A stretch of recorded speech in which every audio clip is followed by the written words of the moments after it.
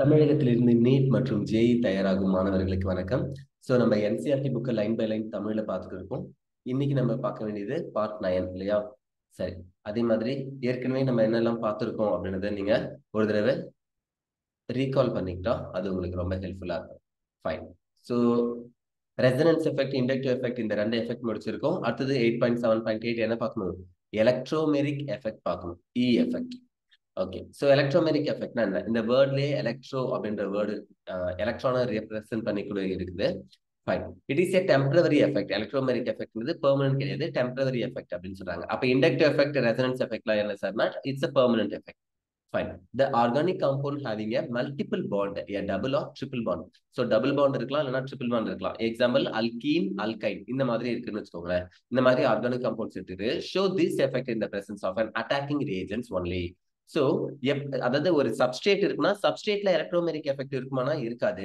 Attacking reagent எப்ப வருதோ பக்கத்துல அந்த நேரத்துல மட்டும் இந்த பிரசன்ஸ் ஆஃப் அட்டாக்கிங் ரியேஜென்ட் இருக்கும்போது மட்டும் அது என்ன பண்ணும்னா இந்த எஃபெக்ட் கொடுக்கும் அப்படின்னு சொல்றாங்க. ஓகேவா? It is defined as the complete transfer of a shared pair of pi electrons to one of the atoms. So pi electronsனா உங்களுக்கு தெரியும், டபுள் பாண்ட் இல்ல ட்ரிபிள் பாண்ட் இருந்துச்சுன்னா அதுல பை பாண்ட் இருக்கும், அதுல இருக்கிற எலக்ட்ரான்ஸ் பேரு பை எலக்ட்ரான்ஸ். இந்த பை எலக்ட்ரான்ஸ் என்ன ஆகுதுன்னா, இப்போ இண்டக்டிவ் எஃபெக்ட்ல நம்ம என்ன சொல்லுவோம், எக்ஸாம்பிள் கார்பன் வித் ஹாலஜன் இருந்துச்சுன்னு வச்சுக்கோங்களேன். அப்போ partially electro negative, partially electro பாசிட்டிவ்னு சொல்லுவோம் இல்லையா? பட் இங்க என்ன சொல்றாங்க அப்படின்னா கம்ப்ளீட் டிரான்ஸ்பர் அப்படின்னு சொல்றாங்க. கம்ப்ளீட் டிரான்ஸ்பர்னா என்ன அர்த்தம்? முழுசா எலக்ட்ரான் என்ன ஆயிடுச்சுன்னா ஒரு ஆட்டம் நோக்கி போயிடுச்சு. அப்ப அந்த ஆட்டம் ஆனா நெகட்டிவா மாறிடும், இன்னொரு ஆட்டம் பாசிட்டிவா மாறிடும். கரெக்டா? Fine. So it is defined as the complete transfer of a shared pair of pi electrons to one of the atom joined by a multiple bond on the demand of an attacking reagent. எப்போ attacking ரியேஜென்ட்க்கு demand உருவாகுதோ, demand என்னன்னு தெரியும் இல்லையா, பற்றாக்குறை. Okay, demand உருவாகுதோ அப்போ multiple bond இருந்துச்சுன்னா அதுல ஒரு by electrons கம்ப்ளீட்டா, அதாவது shared pair of by electrons கம்ப்ளீட்டா என்ன ஒரு ஆட்டமை நோக்கி போயிடும்னு சொல்றாங்க. The effect is annulled as soon as the attacking reagent is removed. So என்ன சொல்றாங்க, சாரி annulled இல்ல annulled. Annulled மீண்டு வர்றது. The effect is annulled. இந்த எஃபெக்ட் என்ன திரும்ப அதனுடைய ஒரிஜினலுக்கே வந்துடும். எப்போ அப்படின்னா attacking reagent is removed from the domain of the reaction. அந்த ரியாக்ஷன்ல நான் சப்ஸ்ட்ரேட்டுக்கு பக்கத்துல ஒரு அட்டாக்கிங் ரியேஜென்ட் எடுத்துட்டு போகும்போது இந்த எஃபெக்ட் உருவாச்சு, எலக்ட்ரோமெரிக் எஃபெக்ட். எப்போ நான் அந்த ரியேஜென்ட்டை தூரக்க கொண்டுட்டு போயிட்டணும் அப்ப மறுபடியும் என்ன ஆயிடும், அந்த எஃபெக்ட் நல்லிஃபை ஆயிடும்னு சொல்றாங்க, ஒண்ணுக்கு ஒண்ணு கேன்சல் ஆயிடும். அதை தான் அன்யூல்டுன்னு சொல்றாங்க. ஓகேவா? அன்யூல்டு, ANNULLED. Fine. It is represented by E. Electromeric effect உடைய சைன் என்ன? ரெசனன்ஸ் எஃபெக்ட்டுக்கு நம்ம ஆர்னு சொல்லலாம், ஆர் எம்னு சொல்லலாம். ஏன்னா ரெசனன்ஸ் எஃபெக்ட்டுக்கு இன்னொரு பேர் தான் இது மீசோமெரிக் எஃபெக்ட்.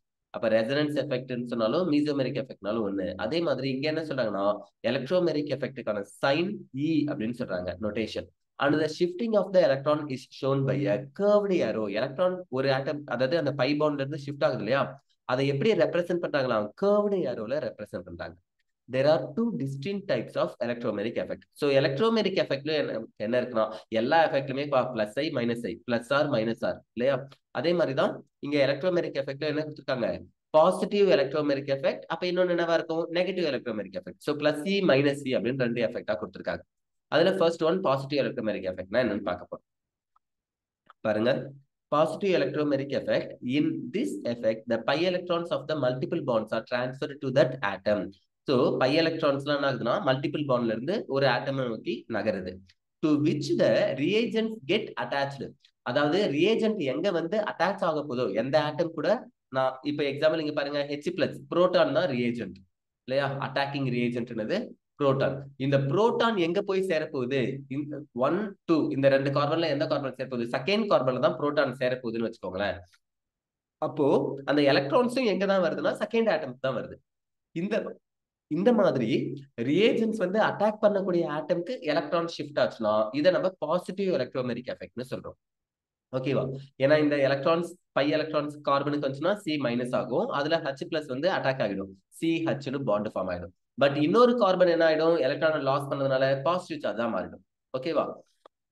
ஃபைன். ஒரு எலக்ட்ரோஃபைல் வந்து அட்டாக் பண்ணுது, எனக்கு இன்னொரு எலக்ட்ரோஃபைல் கிடைக்குது. So it is the positive electromeric எஃபெக்ட்னு சொல்றோம்.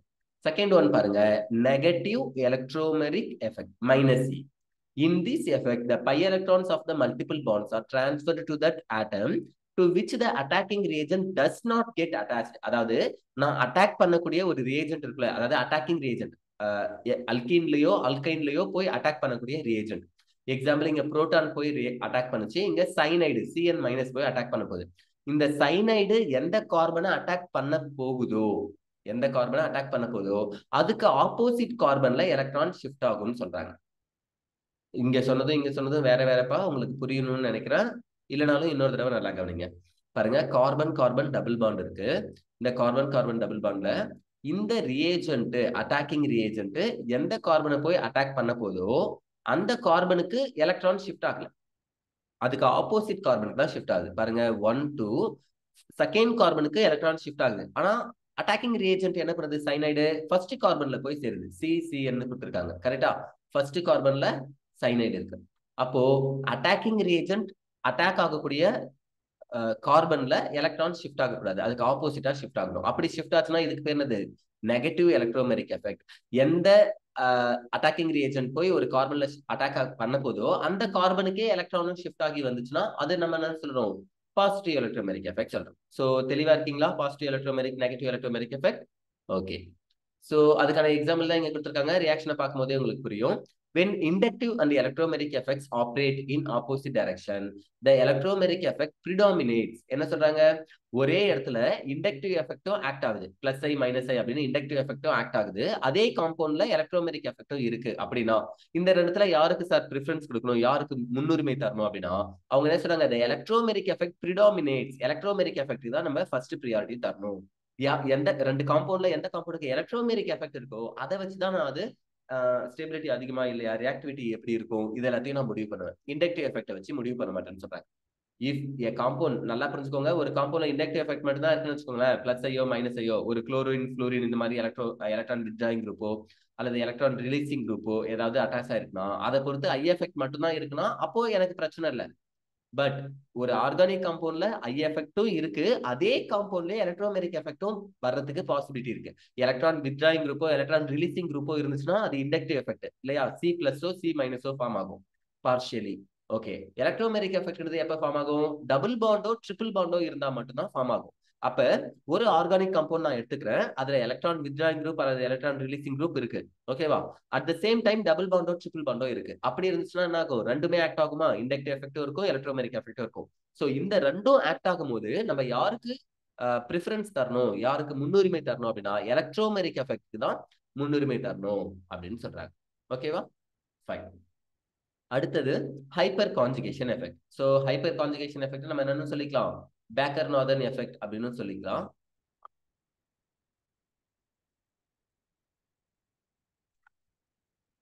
Okay, hyperconjugation is a general stabilizing interaction. சோ ஜெனரலா ஒரு ஆர்கானிக் காம்பவுண்ட் ஸ்டேபிளா இருக்கிறதுக்கான ஒரு இன்டராக்ஷன், தொடர்பு தான் என்னதுன்னா ஹைப்பர் கான்ஜுகேஷன் அப்படின்னு சொல்றாங்க. It involves delocalization of sigma electrons. இப்ப பாருங்க, இதுக்கு முன்னாடி நம்ம எலக்ட்ரோமெரிக் எஃபெக்ட்ல என்ன பார்த்தோம், பை எலக்ட்ரான்ஸ் பத்தி பார்த்தோம். இங்க என்ன சொல்றாங்க அப்படின்னா hyperconjugation is general stabilization. It involves delocalization of, delocalization என்னன்னு தெரியும் இல்லையா, எலக்ட்ரான்ஸ் உடைய மூவ்மெண்ட் தான் delocalization சொல்லுவோம்.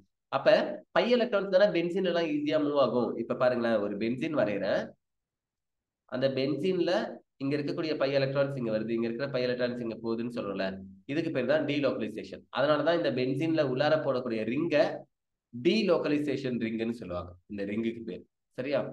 பட் இங்க பாருங்க, இங்க என்ன சொல்றாங்க, சிக்மா எலக்ட்ரான்ஸ். சோ கார்பனுக்கும் ஹைட்ரஜனுக்கும் அல்லது கார்பனுக்கும் கார்பனுக்கும் நடுவில் இருக்கிற சிக்மா பாண்ட் தான் இப்போ டீலோக்கலைஸ் ஆக போகுது. கார்பன் கார்பன் நடுவில் மோஸ்ட்லி நடக்காது, இங்க CH நடுவில் நடக்குது. Bond of an alkyl group directly attached to an atom of unsaturated. So நம்ம எடுத்துக்கக்கூடிய காம்பவுண்ட்ல என்ன இருக்கா, unsaturated இருக்குன்னு சொல்றாங்க. Hope you know, saturated எல்லாமே சிங்கிள் பாண்டா இருக்கும், unsaturated அர்த்தம் டபுள் பாண்ட் ட்ரிபிள் பாண்ட் இருக்கிற காம்பவுண்ட். So unsaturated சிஸ்டம்ல நடக்குதுன்னு சொல்றாங்க. Or to an atom with an unshared p orbitals. So ஒன்னு unsaturated காம்பவுண்டா இருக்கணும், டபுள் பாண்ட் ட்ரிபிள் பாண்ட் இருக்கணும், அப்படி இல்லைன்னா unshared p orbital இருக்கணும். அதாவது அந்த p orbital இருக்கிற எலக்ட்ரான்ஸ் சும்மாவே இருக்கணும், எது கூடயும் ஷேரிங்ல இருக்கக்கூடாது, ஓகேவா. இப்படி இருந்துச்சுன்னா தான் அங்க என்ன நடக்கும்னு சொல்றாங்க, ஹைப்பர் கான்ஜுகேஷன் எஃபெக்ட் நடக்கும்னு சொல்றாங்க. The sigma electrons of CH bond of the alkyl group enters into partial conjugation with the attached unsaturated system or with the unshared p orbital. ஒரு கார்பன் ஆட்டம் இருக்கு, அந்த கார்பன் ஆட்டம் கிட்ட unsaturated system இருக்கு. ஓகேவா, double பாண்டோ triple பாண்டோ. அப்படி இல்லைன்னா அங்க என்ன இருக்குன்னா அன்ஷேர்டு பி ஆர்பிட்டால், எலக்ட்ரான்ஸ் இல்லாம எம்டி பி ஆர்பிட்டால்ஸ் இருக்கு. அந்த பி ஆர்பிட்டால்ஸ் கூட என்ன இருக்கு, ஒரு இன்டராக்ஷன் இருக்குன்னு சொல்றாங்க, partial conjugation. Double bond character கொஞ்சமா அங்க ஏற்படுதுன்னு சொல்றாங்க, அல்லது ஹைபிரிடைசேஷனே ஏற்படுதுன்னு வச்சுக்கோங்களேன். The sigma electrons of CH bond of the alkyl group enter into, அப்ப இந்த CH bondல இருக்கக்கூடிய சிக்மா எலக்ட்ரான் எங்க என்டர் ஆகுதுன்னா அன்ஷேர்டு எலக்ட்ரான் பேர்ல என்டர் ஆகுது. பாருங்க, இந்த கார்பனுக்கும் இதோ இருக்கு இல்லையா, இது ஃபர்ஸ்ட் கார்பன், இந்த கார்பனுக்கும் இங்க இருக்கிற ஹைட்ரஜனுக்கும் நடுவுல 2 எலக்ட்ரான்ஸ் இருக்கும், கரெக்டா? இப்போ இதுல இருக்கிற எலக்ட்ரான்ஸ் எங்க மூவ் ஆகுது அப்படின்னா இந்த கார்பனுக்கு மூவ் ஆகுது. hope you know this is primary carbocation, carbon with 2 hydrogen and 1 carbon, then it is a positive charge. இதுக்கு பேர் தான் என்னது, கார்போகேட்டியான் இல்லையா?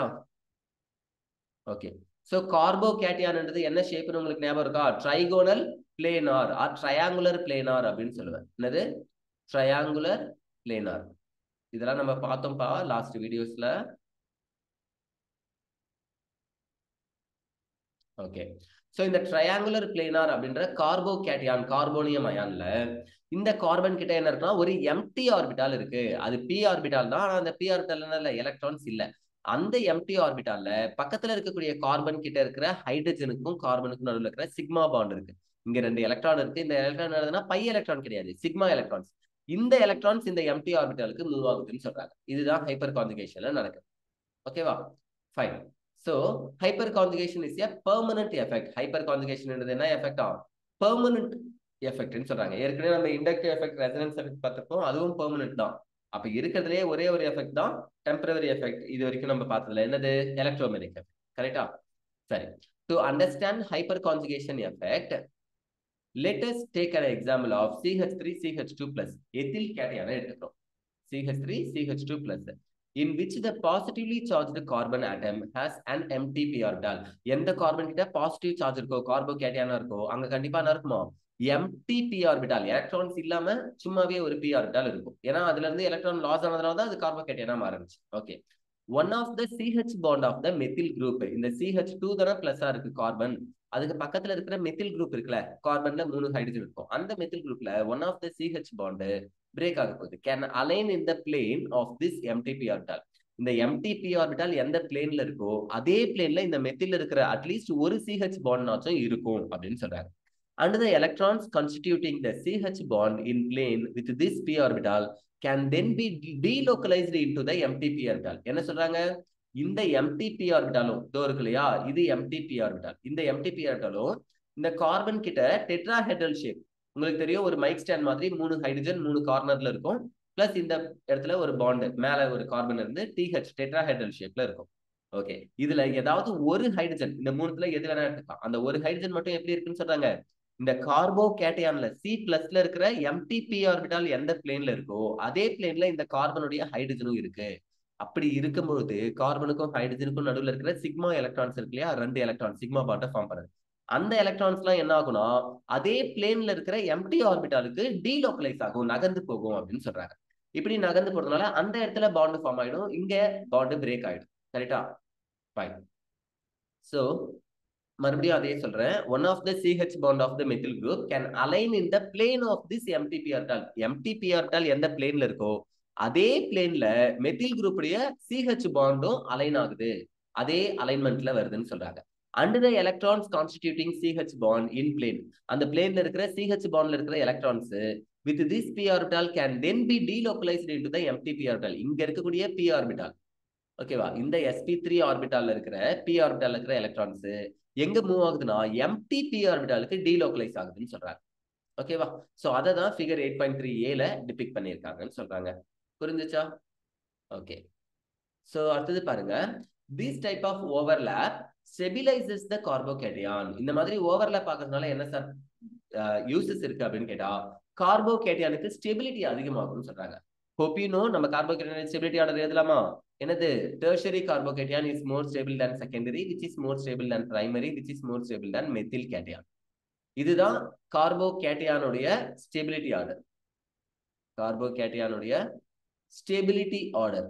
ஓகே, சோ இப்போ இதுல என்ன சார் சொல்ல போறீங்க பாருங்க, இது பிரைமரி கார்போகேட்டையன் தான். பிரைமரி கார்போகேட்டையனுக்கு ஸ்டெபிலிட்டி கம்மி. ஆனா இந்த ஸ்டெபிலிட்டி அதிகமாக்குறதுக்கு தான் நம்ம என்ன பண்ணலாம், இந்த கார்பன் C+ன்னு போட்டிருக்காங்க இல்லையா, இந்த கார்பன் ஒரு எம்டிபி ஆர்பிட்டலை வச்சிருக்கோம். அதே பிளேன்ல இருக்கிற இங்க இருக்கிற ஒரு ஹைட்ரஜன் என்ன பண்ணுனா, இங்க சிக்மா எலக்ட்ரானை கொடுத்து பாண்டை ஃபார்ம் பண்ணிடும். அப்ப டபுள் பாண்ட், இதோ இந்த சிக்மா எலக்ட்ரான்ஸ் இருக்கு இல்லையா, இது இங்க வந்துருச்சுன்னா ஹைட்ரஜன் H+ போயிடும். அதுதான் மேலே எழுதியிருக்காங்க. ஓகே, இப்படி மட்டும் தான் நடக்குமாண்ணா? இல்ல, மேல இருக்கிற ஒரு H தான் போக முடியுமா? இந்த ரைட் சைட்ல இருக்கு இல்லையா, சாரி லெஃப்ட் சைட்ல, இந்த லெஃப்ட் சைட்ல இருக்கிற H+ போயிட்டு இந்த பாண்ட் இங்க ஷிஃப்ட் ஆயிருக்கலாம், பை பாண்டா மாறி. அப்படி இல்லைன்னா இந்த ரெண்டுமே இல்லாம கீழே இருக்கிற ஹைட்ரஜன் H+ போயிட்டு இந்த பாண்ட் இங்க ஷிஃப்ட் ஆயிருக்கலாம். அது தேர்ட் ஒன். சோ இது ஃபர்ஸ்ட் ஒன், இது செகண்ட் ஒன், இது தேர்ட் ஒன். புரியுதா உங்களுக்கு? மேல இருக்கிற ஹைட்ரஜன் போனா ஃபர்ஸ்ட் ஒன் கிடைக்கும், லெஃப்ட் சைட்ல இருக்கிற ஹைட்ரஜன் போனா செகண்ட் ஒன் கிடைக்கும், டவுன் சைட்ல இருக்கிற ஹைட்ரஜன் போனா தேர்ட் ஒன் கிடைக்கும். அப்ப எந்த ஹைட்ரஜன் வேணா போலாம். எங்க போகும்? எம்டி பி ஆர்பிட்டால் இருக்கு இல்லையா, அந்த பி ஆர்பிட்டாலுக்கு எலக்ட்ரான்ஸ் கொடுத்து பை பாண்டை மேக் பண்ணுது. Sigma bond, sigma into pi, சிக்மாவில இருந்து பையா மாறுது. ஓகேவா? இதுதான் எங்க நடக்குது? ஹைப்பர் கான்ஜுகேஷன் எஃபெக்ட்ல நடக்குது. Fine. In general greater the number of alkyl groups, alkyl groups நிறைய இருந்துச்சுன்னா, இப்போ எக்ஸாம்பிள் ஒரு மெத்தில் இருந்துச்சு, 3 ஹைட்ரஜன் டிஸ்பிளேஸ் ஆச்சு. அப்போ சப்போஸ் 2 மெத்தில் இருந்துச்சுன்னா 6 ஹைட்ரஜன் டிஸ்பிளேஸ் ஆகும். 3மே மெத்திலா இருந்துச்சுன்னா, டெர்ஷரியா இருந்துச்சுன்னா 9 ஹைட்ரஜன் டிஸ்பிளேஸ் ஆகும் இல்லையா? 9 ஹைட்ரஜன் ஆகும், டீலோக்கலைஸ் ஆகும். அப்போ எனக்கு ரொம்ப ரொம்ப ரொம்ப ஸ்டெபிலிட்டி. அதனாலதான் tertiary carbocation is more stable than secondary நம்ம சொல்றோம். So hyper conjugation effect carbocation stability ஆர்டர்லயே தான் இருக்கு. பாருங்க, greater the number of alkyl groups attached to a positively charged carbon. So positively charged carbon இருக்கு இல்லையா, கார்போகேட்டையான், அந்த கார்போகேட்டையான் கூட அட்டாச் ஆகிருக்கிற அல்கைல் குரூப் நிறைய இருந்துச்சுன்னா, நம்பர் ஆஃப் அல்கைல் குரூப், அதுல ஹைட்ரஜன் நிறைய இருக்குன்னு சொல்லல, number of alkyl group, positive charge carbocation கூட நிறைய அல்கைல் குரூப் அட்டாச் ஆச்சுன்னா, ஓகேவா, the greater is the hyper conjugation interaction. அப்ப ஹைப்பர் கான்ஜுகேஷன் இன்டராக்ஷன் எப்படி இருக்கும்னா அதிகமா இருக்கும்னு சொல்றாங்க. and the stabilization of the cation, கேட்டையானுடைய ஸ்டெபிலிட்டியும் அதிகமா இருக்கும். பாருங்க, ஒரு கார்போகேட்டையான் இருக்கு, கார்பன் பிளஸ்ஸா இருக்கு, அந்த கார்போகேட்டையான் கூட நிறைய அல்கைல் குரூப் அட்டாச் ஆயிருந்துச்சுன்னா அது என்ன பண்ணுனா ஹைப்பர் கான்ஜுகேஷனை அதிகமாக்கும். Greater is the hyperconjugation interaction. Hyperconjugation interaction அதிகமாச்சுன்னா ஸ்டெபிலிட்டியும் அதிகமாகும் அப்படின்னு சொல்றாங்க. Thus we have the following relative stability of carbocation. அப்ப கார்போகேட்டையானுடைய ஸ்டெபிலிட்டியை கீழே இருக்கிற மாதிரி எழுதுறாங்க. கீழே என்ன இருக்கு பார்க்கலாமா? ஓகே, சோ ஒரு டெர்ஷரி கார்போகேட்டையான் கொடுத்துருக்காங்க, கார்பன் வித் 3 மெத்தில் குரூப்ஸ். அடுத்தது செகண்டரி கார்போகேட்டையான், அதுக்கப்புறம் பிரைமரி கார்போகேட்டையான், லாஸ்டா என்ன பண்ணிருக்காங்க? மெத்தில் எழுதியிருக்காங்க. கரெக்டா? சோ இது பிரைமரி, இது செகண்டரி, இது tertiary. Okay, hyperconjugation is also possible in alkenes and alkyl arenes. என்ன சொல்றாங்க? அல்கீன்ஸ் டபுள் பாண்ட் இருக்கிற காம்பவுண்ட்ஸ்லயோ அல்லது அல்கைல் அரீன்ஸ் பென்சீன் வச்சு வரக்கூடிய அல்கைல் காம்பவுண்ட்ஸ், இப்போ எக்ஸாம்பிள் டொலின் மாதிரி ஏதாவது அல்கைல் அரீன்ஸ், அதுல எல்லாமும் என்ன இருக்கும்? ஹைப்பர் கான்ஜுகேஷன் எஃபெக்ட் நடக்கும்னு சொல்றாங்க. Delocalization of electrons by hyperconjugation in the case of alkene can be depicted. So alkene ஏற்கனவே அங்க டபுள் பாண்ட் இருக்குமே, அதுல எப்படி டீலோக்கலைசேஷன் நடக்கும்ன்றதை இங்க டயக்ராமா கொடுத்திருக்காங்க. பாருங்க, இதோ இங்க இருக்கு இல்லையா, இது ஒரு கார்பன், இது ஒரு கார்பன். இந்த கார்பன்ல எம்டி ஆர்பிட்டால் இருக்கு போகுது, ஆமாவா? ஏன்னா இங்க 2 ஹைட்ரஜன் இருக்கு, இங்க ஒரு மெத்தில் இருக்கு, ஃபைன், இங்க ஒரு எம்டி ஆர்பிட்டால் இருக்கு, இங்க கார்பன் இருக்கு, ஃபைன். சோ எங்க இருந்து எங்க எலக்ட்ரான்ஸ் போகுதுன்னு பாருங்க. இது என்னது?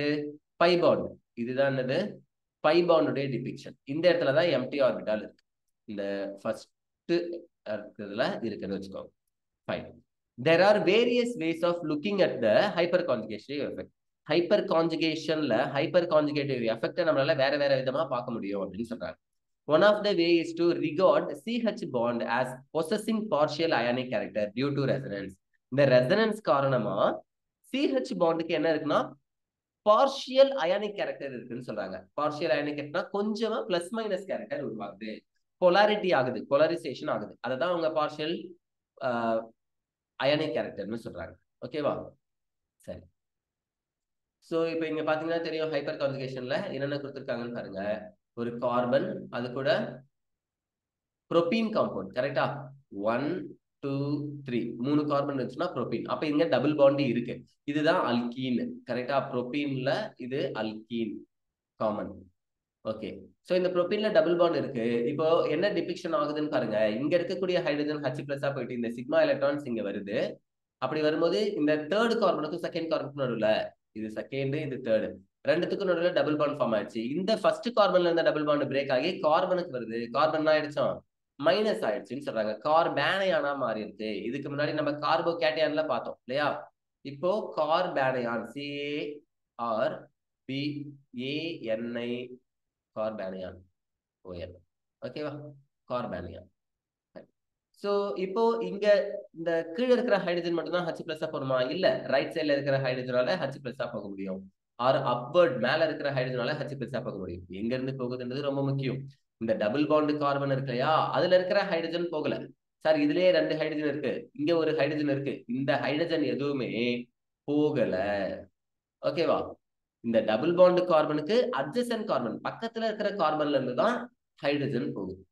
எப்படி கார்போ கேட்டையான்லயோ கார்பேனயான்லயோ அங்க இருந்து ஹைட்ரஜன் போகாம அதுக்கு அட்ஜசன்ட் கார்பன் ஆல்பா கார்பன்ல இருந்து போகுமோ, அதே மாதிரிதான் இங்க டபுள் பாண்ட் இருந்துச்சுன்னா டபுள் பாண்ட்ல இருந்து போகாது, டபுள் பாண்டுக்கு அட்ஜசன்ட் கார்பன்ல இருந்து ஹைட்ரஜன்ஸ் போகும். ஓகேவா? Fine. The hyperconjugation may also be regarded as no bond resonance. அப்ப ஹைப்பர் கான்ஜுகேஷன் எஃபெக்ட நம்ம என்னன்னு சொல்லிக்கலாம்னா நோ பாண்ட் ரெசனன்ஸ். ஓகேவா? Already told you that Baker Nathan effect அவன் தானே? Okay. So no bond resonance அப்படின்னு சொன்னாலும் பேக்கர் நார்டன் எஃபெக்ட் அப்படின்னு சொன்னாலும், பேக்கர் எடுத்து ஒரு சயின்டிஸ்டோட நேம், நார்தன் எடுத்து வேற ஒரு scientist name. Nathan is an Indian chemist. Fine. So Baker Nathan effect, no bond resonance, hyper conjugation effect, இது எல்லாமே ஒண்ணுதான். ஓகேவா? சிக்மா பாண்டு பை பாண்டா மாறுது. எம்டி ஆர்பிட்டால்ஸ் இருந்துச்சுன்னா இது நடக்கும். அவ்வளவுதான். ஓகே. அடுத்தது என்ன கொடுத்துருக்காங்கன்னு பாருங்க. 8.7.10 types of organic reactions and mechanisms அப்படின்னு சொல்லியிருக்காங்க. ஸோ ஆர்கானிக் ரியாக்ஷனுடைய மெக்கானிசம்ஸ் நம்ம பார்க்க போறோம். Organic reactions can be classified into the following categories. Organic reaction நம்ம என்ன பண்ணோம், மெயின் கேட்டகரிஸா ஒரு 4 டைப்ஸா பிரிக்கிறாங்க. ஒன்னு சப்ஸ்டிடியூஷன் ரியாக்ஷன், ஒண்ணுக்கு பதிலா இன்னொன்னு வைக்கிறது. அடிஷன் ரியாக்ஷன், எதையுமே எலிமினேட் பண்ணல, ரிமூவ் பண்ணல, ஜஸ்ட் 2 ரியாக்டன்ட் எடுத்துட்டு ஒன்னா ஆட் பண்றோம், அதுல இருந்து எதுவுமே வெளியில போகாது, எல்லாமே ஜஸ்ட் கம்பைன் ஆகும். ஓகேவா? காம்பினேஷன் ரியாக்ஷன் படிச்சிருப்பீங்களா 10th, அதுதான் கம்பைனேஷன் ரியாக்ஷன், அடிஷன் ரியாக்ஷன் சொல்றோம். சப்ஸ்டிடியூஷன் ஒண்ணுக்கு பதிலா இன்னொன்னு வர்றது.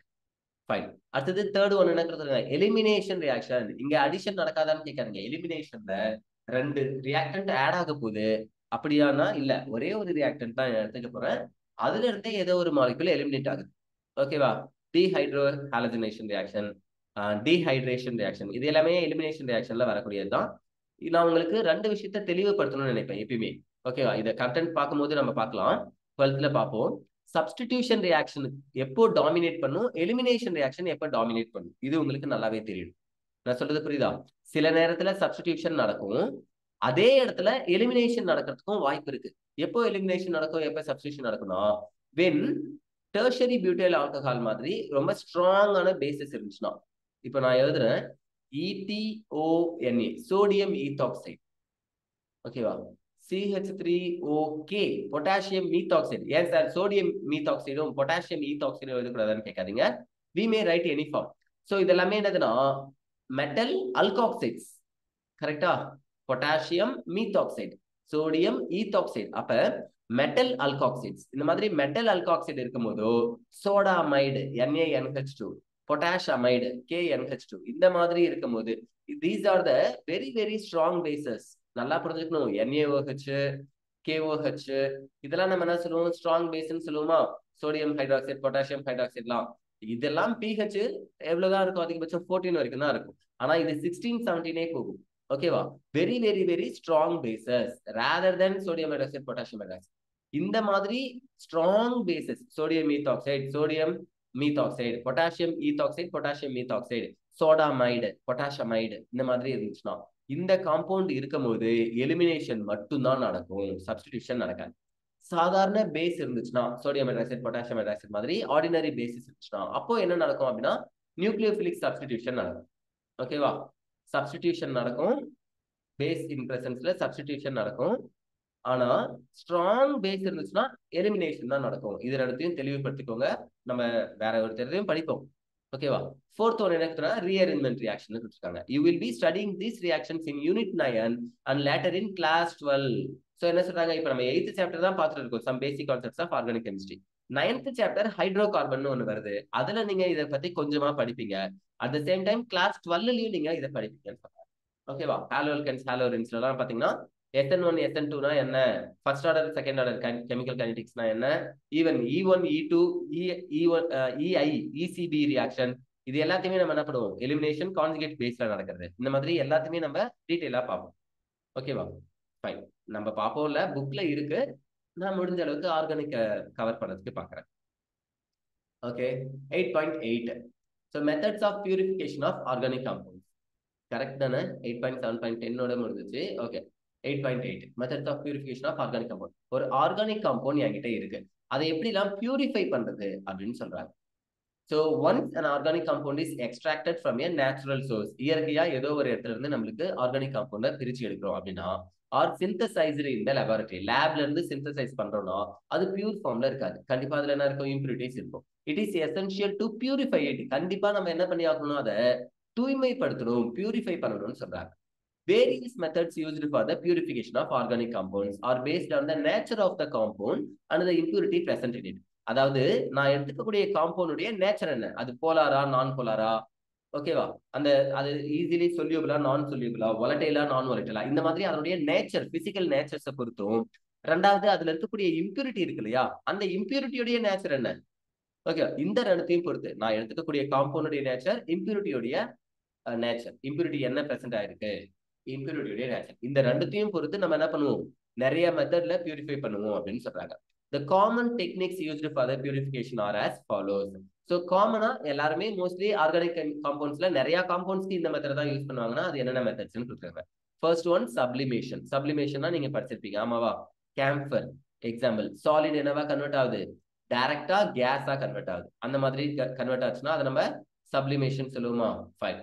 கிறிஸ்டலைசேஷன். கிறிஸ்டலைசேஷனா நான் லிக்யூடா டிசால்வ் பண்ணி வச்சிருக்கேன், அகைன் அதை ரீகிறிஸ்டலைசேஷன் ஆர் கிறிஸ்டலைசேஷன் பண்றேன். எக்ஸாம்பிள் இப்போ கல்லுப்பு எல்லாம் ஃபார்ம் பண்றாங்கன்னு வச்சுக்கோங்களேன், கடல் தண்ணி தான் இருக்கு, அந்த கடல் தண்ணியில வாட்டர் எவாபரேட் பண்ணி ஜஸ்ட் என்ன பண்ணிட்டாங்க, நம்மளுக்கு கிறிஸ்டலை உருவாக்கிட்டாங்க. கல்லுப்புன்னு சொல்லுவோம்ல, உப்பு தெரியும் தானே, சால்ட், நம்ம சாப்பாட்டுல போட்டு சாப்பிட்ற சால்ட்பா. ஓகே, ஸோ அந்த சால்ட் ஒரு கிறிஸ்டல். ஸோ அந்த மாதிரி copper sulphate, zinc chloride, ammonium chloride, இந்த மாதிரி நிறைய சால்ட் இருக்கு கெமிஸ்ட்ரியில. சாப்பாட்டுல போட்டு சாப்பிட்றது ஒரே ஒரு சால்ட் தான், NaCl, சோடியம் குளோரைடு, சரியா. இந்த மாதிரி கால்சியம் குளோரைடு, அமோனியம் புரோமைடு, இந்த மாதிரி நிறைய நம்மளுக்கு கெமிஸ்ட்ரியில சால்ட்ஸ். ஒரு கேட்டையானும் ஆனையானும் ஒன்னா இருந்துச்சுனாலே அது நம்ம என்ன சொல்லுவோம், அயானிக் பாண்ட்ல இருக்கக்கூடியத சால்ட்னு சொல்லுவோம். ஓகேவா, ஃபைன். ஸோ இந்த மாதிரி சால்ட் எல்லாமே டிசால்வ்டு ஸ்டேட்ல, ஃபியூஸ்டு ஸ்டேட்ல, மோல்டன் ஸ்டேட்ல இருந்துச்சுன்னா, உருக நிலையில இருந்துச்சுன்னா, அல்லது கரைஞ்ச நிலையில இருந்துச்சுன்னா, அதுல இருந்து கிறிஸ்டலை உருவாக்கக்கூடிய ப்ராசஸ்க்கு பேரு கிறிஸ்டலைசேஷன். ஃபைன். ஸோ சப்ளிமேஷன் அப்படின்னா என்னன்னு புரிஞ்சுக்கோங்க, சாலிடா டைரக்டா கேஸா கன்வெர்ட் பண்றோம், அது வாலடைல் சப்ஸ்டன்ஸை ரிமூவ் பண்ண யூஸ் ஆகும். கிறிஸ்டலைசேஷன் ஒன்று இருக்கு, இதுல இம்பியூரிட்டிஸ் எதுவுமே கிறிஸ்டல் ஆகாது, பியூர் காம்பவுண்ட்ஸ் மட்டும்தான் என்னவா மாறும், கிறிஸ்டலா மாறும், இம்பியூரிட்டி அங்கேயே தான் இருக்கும். தேர்ட் ஒன் டிஸ்டிலேஷன் கொடுத்துருக்காங்க. இந்த டிஸ்டிலேஷனே நிறைய மெத்தட்ஸ் இருக்கு, ஃபிராக்ஷனல் டிஸ்டிலேஷன், ஸ்டீப் டிஸ்டிலேஷன், காலம் டிஸ்டிலேஷன், இந்த மாதிரி நிறைய மெத்தட்ஸ் இருக்கு. ஸோ நம்ம என்ன பண்ணலாம், டிஸ்டிலேஷன் காமனா புக்ல உங்களுக்கு என்னென்ன கொடுத்துருக்காங்களோ அதை மட்டும் பார்க்கலாம். ஒரு 3 டைப்ஸ் கொடுத்துருப்பாங்கன்னு நினைக்கிறேன், பார்க்கலாம். ஃபோர்த் ஒன் டிஃபரன்ஷியல் எக்ஸ்ட்ராக்ஷன், அதாவது செப்பரேட்டிங் ஃபனலை வச்சு பிரிக்கிறதுக்கு பேர் தான் டிஃபரன்ஷியல் எக்ஸ்ட்ராக்ஷன் கொடுத்துருக்காங்க. இந்த பேர் தான் பார்க்கறதுக்கு ஏதோ மேக்ஸ்ல sir integral differential sir differential வருதுன்னு சொல்லாதீங்க, பார்க்கறதுக்கு தான் இப்படி இருக்கும் பெருசா, ஆனா டிஃபரன்ஷியல் எக்ஸ்ட்ராக்ஷன் ஒண்ணுமே இல்லை, ஜஸ்ட் ரொம்ப ரொம்ப ரொம்ப மொக்கையா இருக்கும். இருக்கிறதுலே டிஃபரன்ஷியல் எக்ஸ்ட்ராக்ஷன் தான் ரொம்ப மொக்கையான எக்ஸ்பெரிமெண்ட். ஓகேவா, இப்பவே நான் இங்க சொல்றேன் பாருங்களேன், ஒரு செப்பரேட்டிங் ஃபனல் இருக்கு, ஓகேவா, ஏதோ பாம்பு மகுடி போடுறேன் அப்படின்னு நினைச்சுக்காதீங்க, this is called separating funnel. Okay, ஆனா நான் பயோ ஸ்டூடெண்ட்லாம் இல்ல, டிராயிங் அந்த அளவுக்கு வரைய மாட்டேன், லைட்டா தான் வரையும். இது நாசல், ஓகே, அதாவது ஸ்டாப் காக், இதை வச்சு ஓபன் பண்ணலாம் க்ளோஸ் பண்ணலாம், திருவினா. ஓகேவா, இந்த இடத்துல என்ன இருக்குன்னா, ஃபர்ஸ்ட் கீழே அக்வஸ் சொல்யூஷன் இருக்கு தண்ணியில, அப்புறம் இது வரைக்குமே வச்சுக்கலாம். சரி, அதுக்கப்புறம் என்ன இருக்குன்னா ஆயிலி ஆர்கானிக் லிக்விட் இருக்கு. மேல இருக்கிறது என்னது, ஆர்கானிக். ஓகேவா, கீழே இருக்கிறது என்னதுன்னா அக்வஸ். அக்வஸ்னா வாட்டர்ல டிசால்வ் ஆகும், ஆர்கானிக்னா ஏதாவது ஒரு ஆர்கானிக் சால்வெண்ட்ல, ஈத்தர், பென்சின், அசிட்டோன், இந்த மாதிரி ஆர்கானிக் சால்வெண்ட் தான் காரியம்.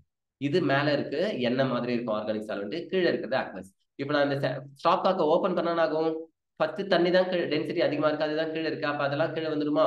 அது வரும்போது எப்ப எண்ணெய் வர ஆரம்பிக்குதோ, ஆர்கானிக் காம்பவுண்ட் வர ஆரம்பிக்கும், அப்ப டக்குனு நான் இதை க்ளோஸ் பண்ணிடுவேன். அப்படின்னா அக்வஸையும் ஆர்கானிக்கும் தனியா பிரிச்சாச்சு, அவ்வளவுதான். இந்த எக்ஸ்பெரிமெண்ட் ஆனா எப்படி செய்யணும்னா, மேல ஒரு ஸ்டாப் காக் போட்டு அதாவது லிட்னு சொல்லுவோம், LID. லிட்னா ஒரு மூடியை போட்டு நல்லா ஷேக் பண்ணி அப்புறம் தலைக்கீழ வச்சு இன்வெர்டடா வச்சு இதை ஓபன் பண்ணும். ஏன்னா கேஸ் ப்ரெஷர் உருவாயிருக்கும், நம்ம இந்த மாதிரி மிக்ஸ் பண்ணும்போது அதை ஓபன் பண்ணி ரிலீஸ் பண்ணுவோம். அதுக்கப்புறம் இதை மறுபடியும் தலைக்கீழ கவுத்து கொஞ்சம் கொஞ்சமா ஒரு பீக்கர்ல நம்ம என்ன பண்ணுவோம், அக்வஸை தனியா ஆர்கானிக் தனியா பிரிச்சிடும். சொல்றது புரியுதா? சோ இது எக்ஸ்பெரிமெண்டலா ரொம்ப ஈஸி தான். உங்களுக்கு பாக்குறதுக்கு வேர்டிங் வேணா வித்தியாசமா தெரியலாம். Differential extraction, fine. So sublimation, crystallisation, distillation, differential extraction, and then லாஸ்டா என்ன கொடுத்துருக்காங்கன்னா குரோமோட்டோகிராஃபி கொடுத்துருக்காங்க. இது ரொம்ப ரொம்ப ரொம்ப இம்பார்ட்டன்ட் பா. குரோமோட்டோகிராஃபில இருந்து மோஸ்ட் ஆஃப் த கொஸ்டின் பேப்பர்ல உங்களுக்கு கொஸ்டின்ஸ் வந்துடும். ஓகேவா? ஸோ குரோமோட்டோகிராஃபி உங்களுக்கு என்ன இருக்குன்னா paper chromatography, thin layer chromatography, TLC, HPLC, high pressure liquid chromatography, column chromatography, இந்த மாதிரி நிறைய டைப்ஸ் இருக்கு. அதுல நம்ம ஒரு 2-3 டைப்ஸ் மட்டும் செலக்டிவா பார்க்கலாம். ஓகேவா? Fine. Finally, the purity of a compound is ascertained by determining its melting or boiling point. என்ன சொல்றாங்க, மெல்டிங் பாயிண்ட்டையும் பாயிலிங் பாயிண்ட்டையும் வச்சுதான் அந்த காம்பவுண்ட் எந்த அளவுக்கு பியூரா இருக்கிறத சொல்லலாம். ஓகேவா? Fine. So most of the pure compounds have sharp melting point and boiling point. Melting point வச்சு பாயிலிங் பாயிண்ட் வச்சு ஏன் சார் சொல்றாங்க அப்படின்னா, ஆர்கானிக் காம்பவுண்ட்ஸை பொறுத்த வரைக்கும் அதனுடைய மெல்டிங் பாயிண்ட்டும் பாயிலிங் பாயிண்ட்டும் எப்படி இருக்குன்னா ரொம்ப ஷார்ப்பா இருக்கும். ஆர்கானிக் இல்லை, எல்லா காம்பவுண்ட்ஸுமே மோஸ்ட்லி அப்படிதான் இருக்கும். அமார்ஃபஸ் சாலிட், கிறிஸ்டலைன் சாலிட் நீங்க படிச்சிருந்தீங்கன்னா அதுல உங்களுக்கு தெரியும். ஓகேவா? ஃபைன். ஸோ ஈவன் சாலிட் ஸ்டேட்டே நம்மளுக்கு சாப்டர்ல கிடையாது, டெலிட்டட் போர்ஷன். அதனால அதை பத்தி கொஞ்சம் அதிகமா ஃபோக்கஸ் பண்ணாதீங்க. JEE அட்வான்ஸ் எழுதுறவங்க மட்டும் படிங்க. JEE மெயின்ஸ் எழுதணும்னாலோ NIT கிடைச்சா போதும்னு நினைக்கிறவங்க, அல்லது நீட்லாம் கிடைக்கணும்னு நினைச்சா நீங்க தயவு செய்து என்ன பண்ணாதீங்க, கேசியஸ் ஸ்டேட்டோ, ஸ்டேட்ஸ் ஆஃப் மேட்டர், சாலிட் ஸ்டேட்டோ எதுவுமே நீங்க படிக்காதீங்க. அதெல்லாம் தூக்கி போட்டு எதெல்லாம் படிக்கணும்னு டைம் போட்டு படிங்க. ஓகேவா? சிலபஸ் நல்லா பாருங்க, அதுதான் ரொம்ப முக்கியம். Fine. So most of the pure compounds have sharp melting point and boiling point சொல்லியிருக்காங்க. New method of checking the purity of an organic compound are based on different types of chromatography and spectroscopic techniques. So நிறைய chromatographic டெக்னிக்லயும் spectroscopic டெக்னிக்ஸ்லயும் நம்ம என்ன பண்றோம், அந்த compound organic compound எவ்வளவு தூரம் பியூரா இருக்கிறத analyse பண்ணிட்டு தான் இருக்கும். ஓகேவா? ஃபைன். ஸோ இப்போ ஒரு மெத்தடா பார்க்கலாம். சப்ளிமேஷன், கிறிஸ்டலைசேஷன், டிஸ்டிலேஷன், அப்புறம் செப்பரேட்டிங் பண்ணல ஃபிராக்ஷனல் டிஸ்டிலேஷன், இந்த மாதிரிலாம் பார்த்தோம் இல்லையா? ஃபைன். ஸோ லாஸ்டா குரோமோட்டோகிராஃபி கொடுத்துருந்தாங்க. Okay. So first one sublimation அப்படின்னா என்னன்னு பார்க்கலாம். நீங்க ஏற்கனவே சின்ன வயசுல 9ஆவதுலயோ 10த்லயோ என்ன படிச்சீங்களோ அதே தான் திரும்ப திரும்ப படிக்க போறோம். You have learned earlier that on heating, some solid substances changes from solid to vapor state without passing through liquid. இதுதான் ரொம்ப முக்கியம். என்னது, சாலிடா இருக்கிறது கேஸா வேப்பரா மாறுது, லிக்விடா மாறிட்டு கேஸா மாறக்கூடாது. வித்தவுட் பாசிங் த்ரூ லிக்விட், அது லிக்விடாவே ஆகாம சாலிட் டைரக்டாவே என்னவா மாறிடணும், கேஸா வேப்பரா மாறிடணும்னு சொல்றாங்க. Okay. The purification technique based on the above principle, இந்த பிரின்சிபலை பேஸ் பண்ணி சில பியூரிஃபிகேஷன் டெக்னிக் இருக்குன்னு சொல்றாங்க. அதுக்கு பேர் தான் sublimation. is known as sublimation, அதுக்கு பேர் தான் சப்ளிமேஷன் சொல்றாங்க. and is used to separate sublimable compounds. எந்த காம்பவுண்ட்லாம் பதங்கமாதல் அப்படின்னு சொல்லுவாங்க. தமிழ்ல இந்த வார்த்தை வேணா சொல்லலாம். சார் தமிழ்ல ஏன் சார் சொல்றீங்கன்னு கேட்காதீங்க, தமிழ் மீடியம் பசங்களும் பார்ப்பாங்க தானே, பாவம் தானே அவங்களும். சரி, நான் இப்படியே யோசிக்கிறேன், தமிழ் மீடியம் படிக்கிற பசங்களுக்கு இந்த வேர்டு எல்லாமே தமிழ்ல சொன்னா, ஆனா இதுக்கு ரொம்ப டைம் ஆகும். ஒரு பேராகிராஃபையும் நான் தமிழ்ல அதுல இருக்கிற வார்த்தைகளை பியூரிஃபிகேஷனா தூய்மைப்படுத்துதல், சப்ளிமேஷனா பதங்கமாதல், இப்படி ஒன்னொன்னுத்தையும் சொல்றதுக்கு ரொம்ப டைம் ஆகும். ஆனா அதை மட்டும் நம்ம கொஞ்சம் செஞ்சோம்னு வச்சுக்கோங்களேன், கவர்மெண்ட் ஸ்கூல்ல இருக்கிற தமிழ் மீடியம் பசங்களும் நிறைய பேர் என்ன பண்ணுவாங்க, நீட் JEE அச்சீவ் பண்ணுவாங்க. அவங்களுக்கு ரொம்ப ஹெல்ப்ஃபுல்லா இருக்கும்ல. சரி, இதை பத்தி நம்ம பரிசீலனை செய்யலாம். எப்போ 1000 சப்ஸ்கிரைபர்ஸ்க்கு மேல இல்ல 2000 சப்ஸ்கிரைபர்ஸ் மேல வராங்களோ அப்போ வேணா நம்ம தமிழ்லயும் வீடியோ போடலாம். ஓகேவா? ஸோ ஸ்டூடெண்ட்ஸ் சப்போர்ட் பண்றாங்களா, சப்ஸ்கிரைப் பண்றாங்களான்னு பார்க்கலாம். ஓகே, இந்த கான்செப்ட் மட்டும் முடிச்சிடுறேன். and is used to separate sublimable compounds from non-sublimable compounds.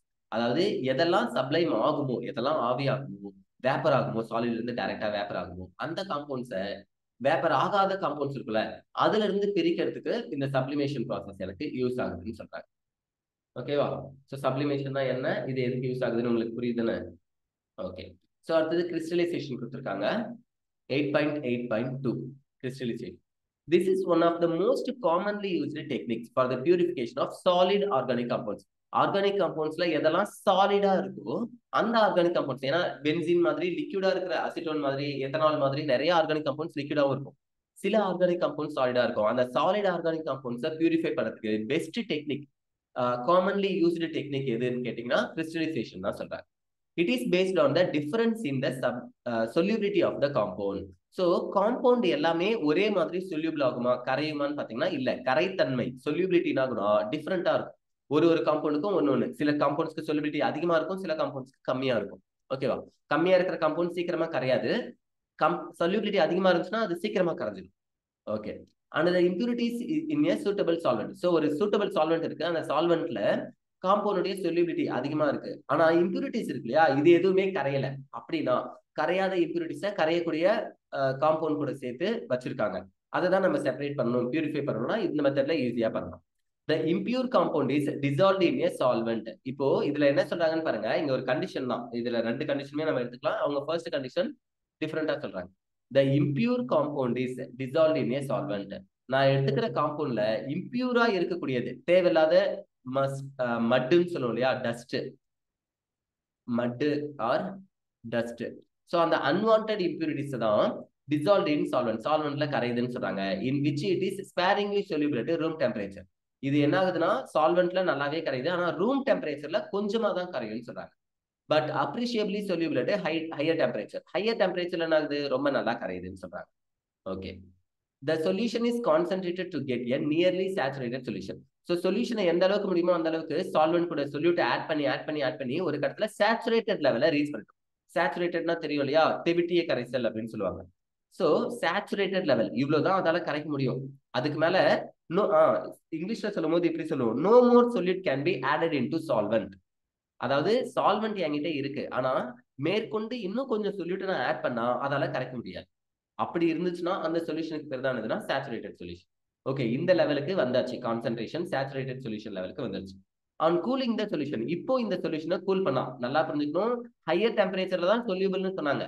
Room டெம்பரேச்சர்ல sparingly soluble, கொஞ்சமா தான் கரையும். அப்ப டெம்பரேச்சர் அதிகமாக்க சூடு பண்ணாதான் அது நல்லா கரையும் இல்லையா. அந்த மாதிரி கரைச்சி சேச்சுரேட்டட் லெவலுக்கு வந்துருச்சு. சூடு பண்ணா கரையும், அதுலயும் ஒரு கட்டத்துக்கு மேல கரையாது இல்லையா, அதுதான் saturated level. So saturated level வரைக்கும் வந்ததுக்கு அப்புறம் இப்போ நான் என்ன பண்றேன், அந்த லிக்விட சொல்யூஷனை கூல் பண்றேன். கூல் பண்ணும்போது என்ன ஆகும், நீங்க பாகுலாம் பார்த்திருக்கீங்களா, இந்த குலோப் ஜாம் செய்யறதுக்கு ஜீரா அப்படிலாம் சொல்லுவாங்கல்ல, அதிர்ஷ்டம் செய்யறதுக்குலாம் வீட்டுல சிலவங்க வீட்டுல பாகுன்னு ஒண்ணு செய்வாங்க. தண்ணியில சர்க்கரையை போட்டு கிண்டிக்கிட்டே இருந்தா கட்டி ஆகும் ஹீட் பண்ணும்போது. ஸோ இந்த மாதிரி ஆகக்கூடியதை மறுபடியும் கூல் பண்ணா ஆகணும், சைட்ல ஃபுல்லா கிளாஸ் மாதிரி கிறிஸ்டலா ஃபார்ம் ஆக ஆரம்பிக்கும். இதை நீங்க நோட்டீஸ் பண்ணிருக்கீங்களா தெரியல, பட் இதுக்கப்புறம் எப்பயாவது வீட்டுல செஞ்சாங்கன்னா பாருங்க. வீட்டுல செய்யலன்னா என்ன பண்ணுங்க, பக்கத்து வீட்டுல போய் பார்க்காதீங்க, மாட்டிக்க போறீங்க, திட்டு வாங்க போறீங்க. Fine. On cooling the solution pure compound crystallises. என்ன சொல்றாங்க, கூல் பண்ணும்போது அந்த சொல்யூஷனை இம்பியூரிட்டியும் அதுல கரைஞ்சிருந்துச்சு, ஆனா பியூர் காம்பவுண்ட் மட்டும் தான் கிறிஸ்டலைஸ் ஆகும்னு சொல்றாங்க. Crystallises out and it removed by filtration. இதை ஜஸ்ட் நம்ம ஃபில்டர் பண்ணாலே போதும். ஃபில்டர்னா வடிகட்டுறது தெரியும்ல, ஃபில்டர் பண்ணாலே அதனால கிறிஸ்டல்ஸ்லாம் ஒரு இடத்துலயும் தண்ணிலாம் தனியாகவும் போயிடும். த ஃபில்ட்ரேட், வடிகட்டிய நீர் இருக்கு இல்லையா, வடிகட்டிய நீர், வடிநீர், அததான் ஃபில்ட்ரேட்னு சொல்லுவாங்க. The filtrate mother liquid contains impurities, அந்த இம்பியூரிட்டிஸ் எல்லாமே ஃபில்ட்ரேட்ல இருக்கும் அப்படின்னு சொல்றாங்க. And small quantity of the compound, இதை நான் அடுத்தது பார்க்கும்போது தெரியும். And small quantity of the soluble, sorry, small quantity, அது இங்க இருக்கு இல்லையா, லைன் மறையுது, சாரி. இங்க என்ன இருக்கும், small quantity of the compound if the compound is highly soluble. Correct. If the compound is highly soluble in one solvent and very little soluble in another solvent.